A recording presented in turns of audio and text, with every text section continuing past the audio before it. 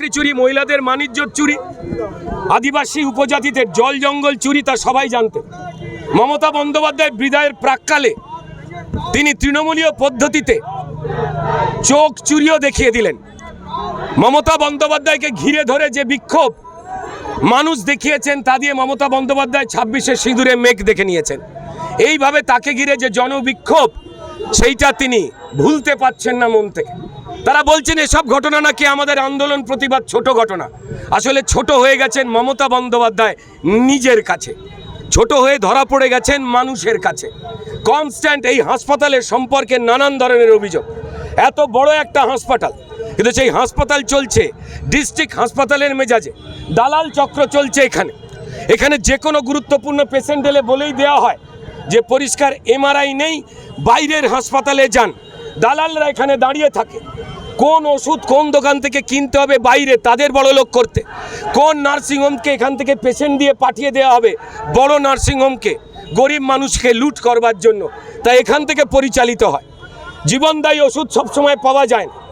প্রায় মাত্র 18টা এত বড় গুরুত্বপূর্ণ জায়গায় হাসপাতাল, সেখানে মাত্র 18টা আইসিইউ বেড রয়েছে।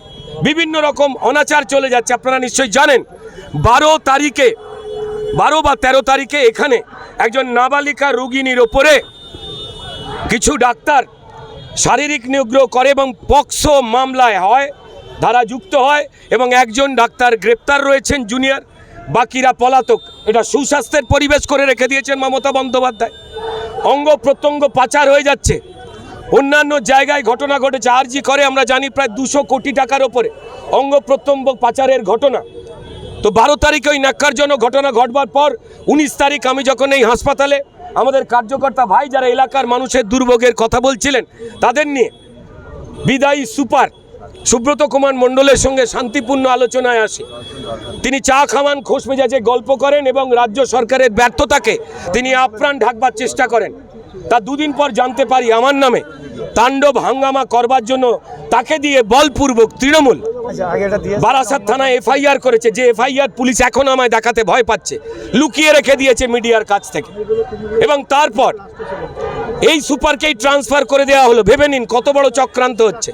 এবং তারপর মমতা বন্দ্যোপাধ্যায় দেখলেন যে তার চোখ চোর সিন্ডিকেট, বালিচোর কয়লাচোর সিন্ডিকেটরা চোখ চুরি করলে একটা গরিব পরিবারে চাকরি দিয়ে মুখ বন্ধ করে দেওয়ার চেষ্টা, অসহায় পরিবার। আমরা এই নিয়ে কোনো খারাপ কথা বলতে চাই না, বলবও না। কি করবেন? কিন্তু তাদের পরিবারের মধ্যে এখন অশান্তি লেগে গেছে।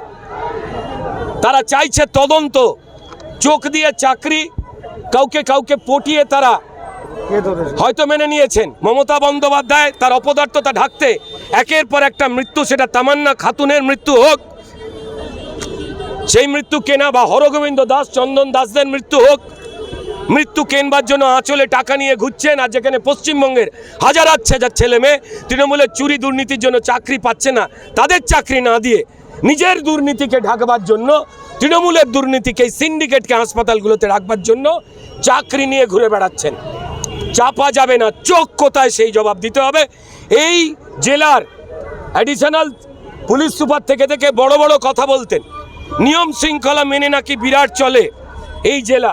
তো জানতে চাই যে চোখ চুরি হলো, শতপ্রণোদিত মামলা করেছেন কি, ইনভেস্টিগেশন শুরু করেছেন কি? করেননি স্যার। কারণ আপনি জানেন চোখ চোরেরা কাকলি ঘোষ দস্তিদার বা মমতা বন্দ্যোপাধ্যায় বিরাট ঘনিষ্ঠ মানুষ।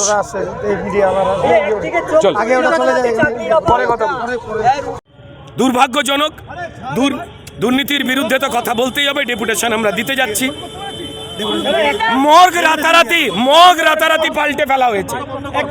রাতারাতি মর্গ এখান থেকে পাল্টে ফেলা হয়েছে। মানে কি লুকোতে চাইছে? কোন অঙ্গ প্রত্যঙ্গ পাচারের গল্প লুকোতে চাইছে?